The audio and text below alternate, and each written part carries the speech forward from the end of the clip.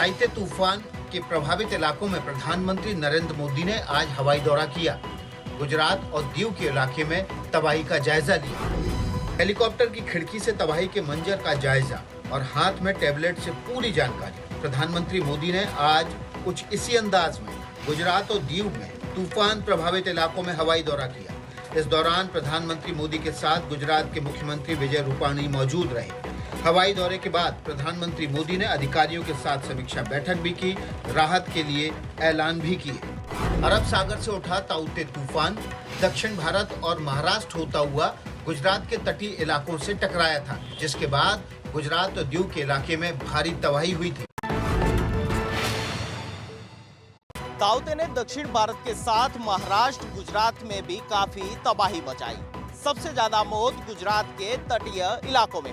मंगलवार को गुजरात पर ताउते तूफान की मार को बताने के लिए ये 4 तस्वीरें एक बानगी भर रही है। ताउते की सबसे बुरी मार गुजरात पर ही पड़ी है। तेज हवाओं ने सब कुछ तहस नहस कर दिया। शहर के शहर गिरे हुए पेड़ से ढके नजर आ रहे हैं। जोरदार बारिश ने परेशानी और बढ़ा दी। अहमदाबाद सहित कई शहरों में लोगों को जलभराव से भी जूझना पड़ा। गुजरात के मुख्यमंत्री विजय रूपाणी के मुताबिक गुजरात में 16,000 से ज्यादा घरों को नुकसान पहुंचा है। राज्य भर में 40,000 से ज्यादा पेड़ और 1,000 से ज्यादा बिजली के खंभे उखड़ गए। गुजरात से पहले कर्नाटक, महाराष्ट्र, गोवा और दीव में ताउते ने ऐसे ही तबाही मचाई। ताउते तूफान की वजह से समंदर में फंसे 4 जहाजों का रेस्क्यू ऑपरेशन जारी है। उफनते समंदर के बीच चल रहे इस रेस्क्यू ऑपरेशन से कभी जिंदगी के जीतने की खबर आती है तो कभी दुख भरी खबर।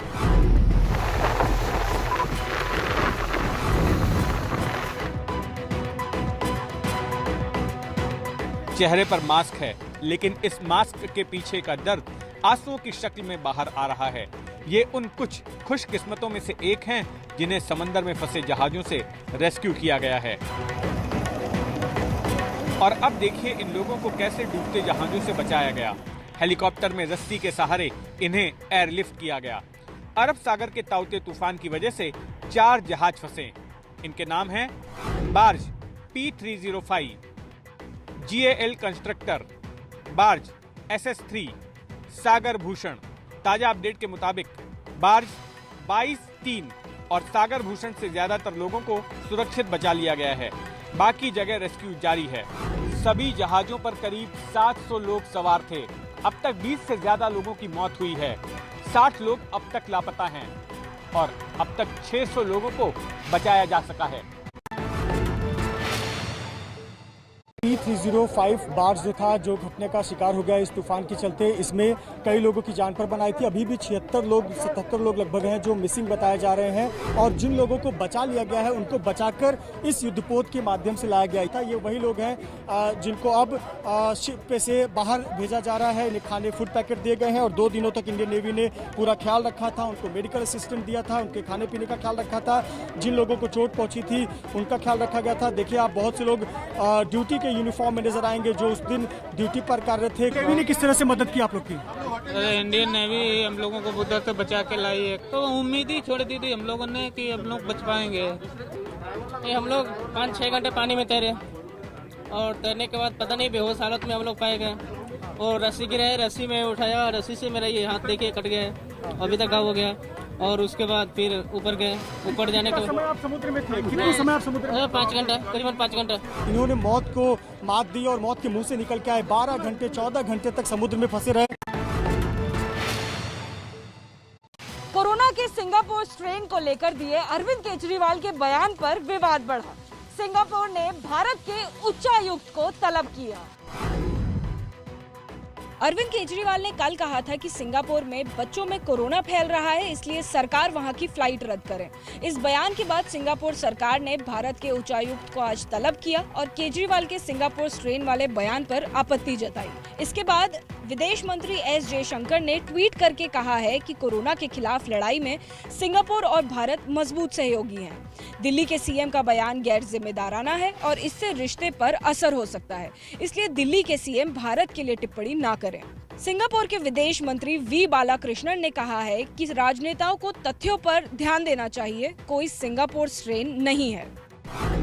दिल्ली हाईकोर्ट में आज कोरोना को लेकर सुनवाई हुई तो कोर्ट ने टिप्पणी की है कि सिंगापुर में कोई वेव नहीं है। वैसे दर्शकों को बता दें कि कोरोना के नए खतरे को देखते हुए सिंगापुर में सभी स्कूल आज से बंद कर दिए गए हैं।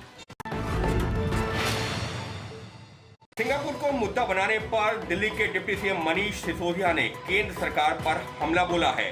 मनीष सिसोदिया ने कहा कि उनको देश की इमेज की ज्यादा चिंता है, देश के बच्चों की चिंता नहीं है। आज भारतीय जनता पार्टी की और केंद्र सरकार की जो प्रतिक्रियाएं सामने आई हैं, उससे साफ हो गया है कि केजरीवाल जी को तो बच्चों की चिंता है और भारतीय जनता पार्टी और केंद्र सरकार को सिंगापुर की चिंता है।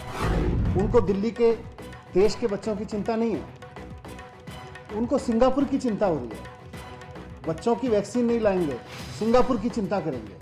आप देखिए कि लंदन में एक नया स्ट्रेन आया था पहले, उसके बारे में भी बहुत लोगों ने अलर्ट दिया था, साइंटिस्ट ने वार्न किया था, डॉक्टर्स ने वार्न किया था कि लंदन में एक नया स्ट्रेन आया है और उससे पूरी दुनिया को अलर्ट रहने की ज़रूरत है। भारत सरकार ने समय रहते कोई कदम नहीं उठाया और लंदन में आए उस स्ट्रेन की वजह से और भारत सरकार की लापरवाही की वजह से आज देश की हालत देखिए क्या हो रही है। आज पूरा देश उसका खामियाजा भुगत रहा है। पिछले दिनों एक रिपोर्ट आई थी जिसमें यह कहा गया कि कोरोना की तीसरी लहर के दौरान बच्चों को ज्यादा खतरा है। दिल्ली सरकार इसी रिपोर्ट का हवाला देकर केंद्र सरकार से ज्यादा तैयारी करने की मांग कर रही है और इसी को लेकर दिल्ली में राजनीति तेज है। सिंगापुर में बच्चों के बीच फैला कोरोना तो अरविंद केजरीवाल ने कल सिंगापुर की फ्लाइट रद्द करने की मांग की। जवाब में केंद्रीय मंत्री हरदीप पुरी ने कहा कि फ्लाइट तो पिछले साल से ही बंद है। दिल्ली के सीएम अरविंद केजरीवाल ने मंगलवार की दोपहर को ट्वीट किया कि सिंगापुर में बच्चों के बीच कोरोना फैल रहा है, इसलिए सिंगापुर की फ्लाइट रद्द की जाए। इस ट्वीट के कुछ घंटे बाद केंद्रीय विमान मंत्री हरदीप पुरी ने जवाब देते हुए लिखा कि केजरीवाल जी, मार्च 2020 से ही अंतर्राष्ट्रीय उड़ानें बंद हैं। सिंगापुर के साथ एयर बबल भी नहीं है, बस कुछ वंदे भारत उड़ानों से हम वहां फंसे भारतीय लोगों को वापस लाते हैं। ये हमारे ही अपने लोग हैं, फिर भी स्थिति पर हमारी नजर है, सभी सावधानियां बरती जा रही हैं। असल में सिंगापुर में आज से स्कूल बंद कर दिए गए हैं। यहाँ एक स्कूल में एक दिन पहले 33 बच्चे कोरोना संक्रमित पाए गए थे। आशंका है कि कोरोना की ये तीसरी लहर है जो बच्चों को चपेट में ले रही है। इसी को देखते हुए अरविंद केजरीवाल ने ट्वीट किया और बच्चों के लिए जल्द वैक्सीन की आवाज भी उठाई। इस बीच स्वास्थ्य मंत्रालय ने कहा है कि सिंगापुर से नए वेरिएंट को लेकर अभी और जानकारी की जरूरत है। उसे देखने के बाद ही ठोस तौर पर कुछ कहा जा सकता है, लेकिन इस बात को लेकर आश्वस्त रहिए कि जो भी जरूरी कदम होंगे वो उठाए जाएंगे। कोरोना पर बदनामी की कथित टूलकिट पर बीजेपी कांग्रेस में जुबानी जंग जारी। बीजेपी ने राहुल गांधी के साथ एक महिला की तस्वीर जारी कर कहा, इसी महिला ने लिखा है टूलकिट। कोरोना संकट के बीच देश की राजनीति में तूफान ला रही टूलकिट पर बीजेपी ने आज नया दावा पेश किया। बीजेपी प्रवक्ता संबित पात्रा ने सौम्या वर्मा नाम की महिला का जिक्र किया और कहा, राहुल गांधी के साथ बैठी यही महिला है टूलकिट की राइटर। कांग्रेस जवाब दे। आप देख सकते हैं सौम्या वर्मा यहाँ बैठी हुई हैं, दो महत्वपूर्ण लोगों के साथ। वैसे अनेक महत्वपूर्ण लोग हैं, उसमें राहुल गांधी भी शामिल हैं और प्रोफेसर गौड़ा भी शामिल है। प्रोफेसर गौड़ा जो AICC रिसर्च टीम को हेड करते हैं। इस विवाद पर कांग्रेस रिसर्च विभाग के प्रमुख राजीव गौड़ा ने कहा कि सौम्या वर्मा उनके दफ्तर में काम जरूर करती हैं, लेकिन बीजेपी कोरोना पर जिस टूलकिट की बात कर रही है वह फर्जी है और उसे खुद बीजेपी ने ही तैयार किया है। राजीव गौड़ा ने ट्विटर पर लिखा, हमने पार्टी के लिए सेंट्रल विस्टा पर एक रिसर्च नोट तैयार किया है। ये सही और तथ्यों पर आधारित है। मैंने कल ट्वीट किया था कि कोविड-19 टूलकिट फर्जी है जिसे बीजेपी ने तैयार किया है। संबित पात्रा असली डॉक्यूमेंट के लेखक का नाम दिखाकर उसके साथ फर्जी डॉक्यूमेंट पेश कर रहे हैं। साफ है कि बीजेपी आरोप लगाकर सवाल पर सवाल पूछ रही है, तो वहीं कांग्रेस आरोपों को खारिज कर बीजेपी नेताओं को जेल जाने की चेतावनी दे रही है। साफ है कि टूलकिट विवाद का ये किस्सा अभी लंबा चलेगा। कांग्रेस के कथित टूल किट का मामला पहुंचा सुप्रीम कोर्ट। याचिकाकर्ता ने लोगों को सरकार के खिलाफ भड़काने और दुनिया में भारत की छवि बिगाड़ने की कोशिश का लगाया आरोप। बीजेपी प्रवक्ता संबित पात्रा ने मंगलवार को प्रेस कॉन्फ्रेंस कर आरोप लगाया था कि कांग्रेस ने एक टूल किट तैयार कर प्रधानमंत्री की छवि बिगाड़ने की साजिश रची है। अब इस मामले को लेकर वकील शशांक शेखर झा सुप्रीम कोर्ट पहुंच गए हैं और टूल किट मामले की एनआईए से जांच करवाने की मांग कर दी है। संबित पात्रा ने कल जिस कथित टूल किट को कांग्रेस का बताते हुए निशाना साधा था, उस टूल किट में कुंभ को कोरोना का स्प्रेडर बताने और ईद का जिक्र नहीं करने की बात कही गई है। साथ ही संसद की नई इमारत को मोदी का घर संबोधित करने का भी जिक्र है। इस पूरे मामले को कांग्रेस फर्जी बताकर खारिज कर रही है। कांग्रेस के पूर्व अध्यक्ष राहुल गांधी ने बिना टूल किट का जिक्र करते हुए ट्विटर पर लिखा है कि वैक्सीन कम होती जा रही है और कोविड मृत्यु बढ़ती जा रही है। केंद्र सरकार की नीति ध्यान भटकाओ, झूठ फैलाओ, शोर मचाकर तथ्य छुपाओ। इस कथित टूल किट की हकीकत क्या है, ये तो जांच से ही मालूम पड़ेगी, लेकिन ये सच है कि इस टूल किट ने राजनीति में नए सिरे से खलबली मचा दी है। कोरोना पर कथित टूल किट के मामले में अब साधु संतों की भी एंट्री हो गई है। जूना अखाड़े के प्रमुख ने कहा कि टूल किट से कुंभ को बदनाम करने की साजिश का पर्दाफाश हुआ है। बीजेपी ने जो कथित टूल किट जारी की है, उसमें आरोप है कि कांग्रेस ने इस टूल किट का इस्तेमाल कर कुंभ मेले को बदनाम किया और कुंभ को कोरोना स्प्रेडर बताया है, जिससे अब संत नाराज दिखाई दे रहे हैं। टूल किट के द्वारा ये दुष्प्रचार किया जा रहा है कि कुंभ के मेले से कोरोना का संक्रमण गया। आंकड़ों की सत्यता को पहचानिए।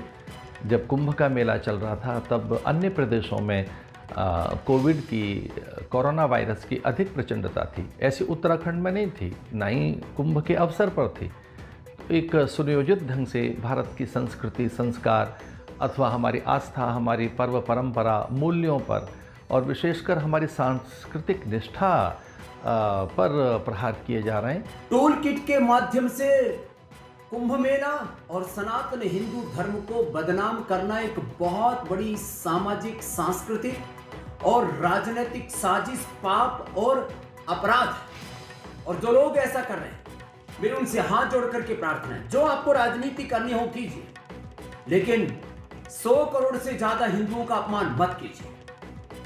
यह एक बहुत बड़ी घिनौनी हरकत आप कर रहे हैं। यह देश आपको कभी माफ नहीं करेगा। और मैं सारे देश के लोगों से आह्वान करता हूं कि ऐसी सनातन विरोधी और भारत विरोधी ताकतों का मिलकर के बहिष्कार और विरोध करना चाहिए। देश में कोरोना को लेकर ये सियासत तब हो रही है जब देश को दूसरी लहर से सबक लेकर तीसरी लहर से लड़ने की तैयारी करनी चाहिए।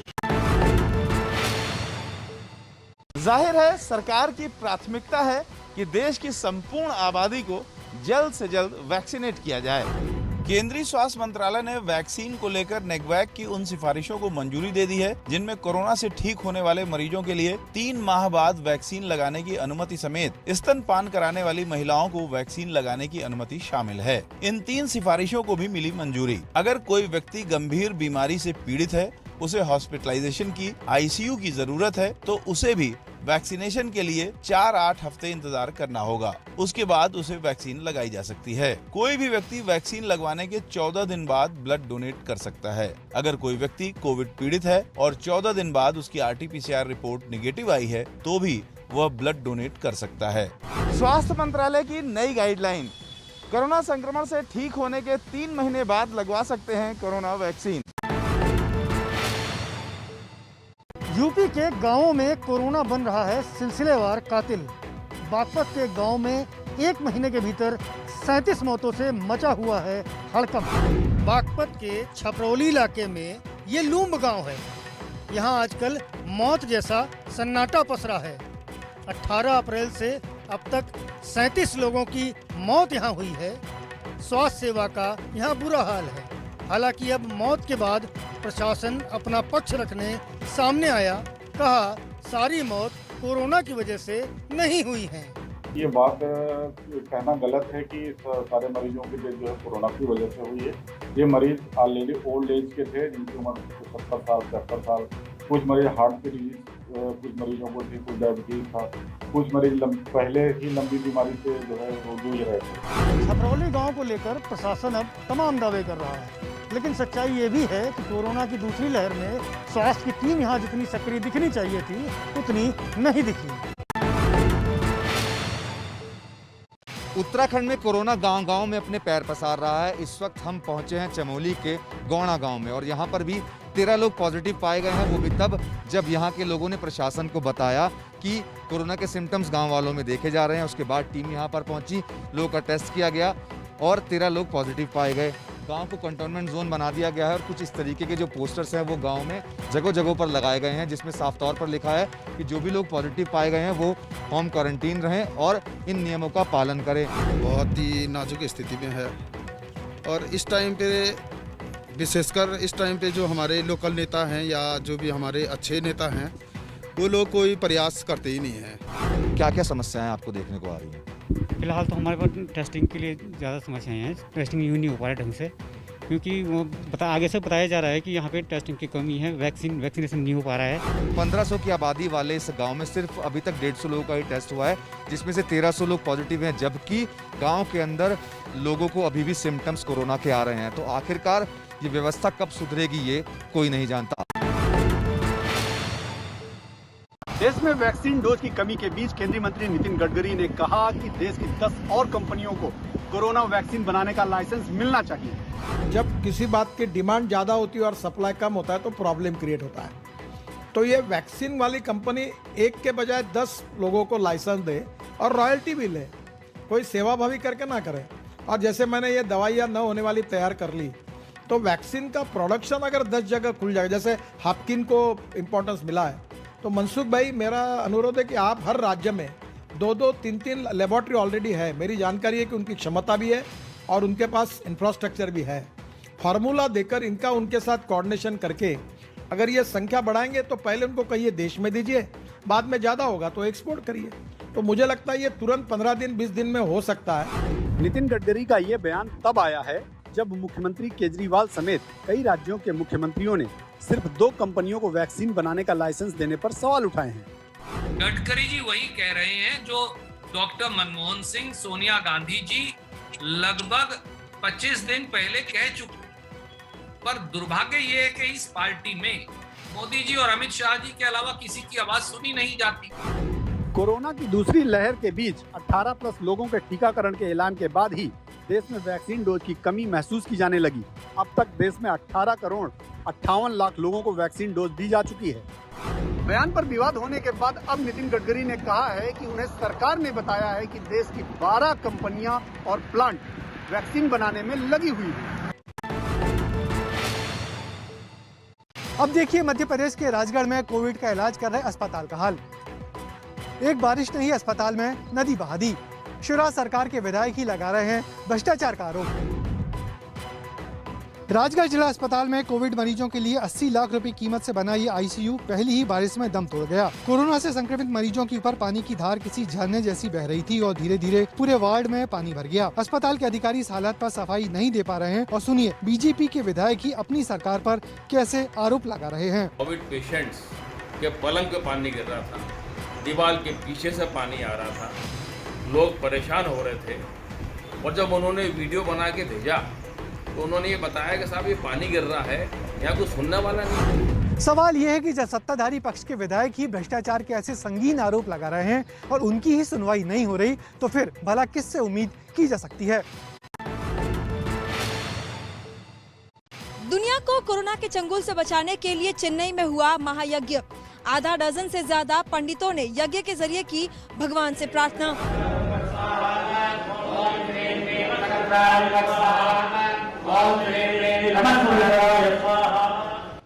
यज्ञ की वेदी और वैदिक मंत्रोच्चार।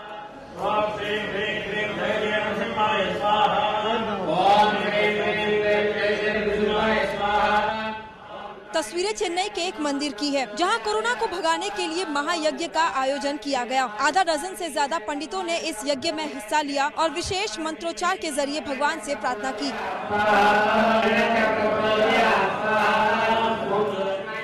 लक्ष्मी नरसिम्हा भगवान के मंदिर में कई घंटों तक ये पूजा चली।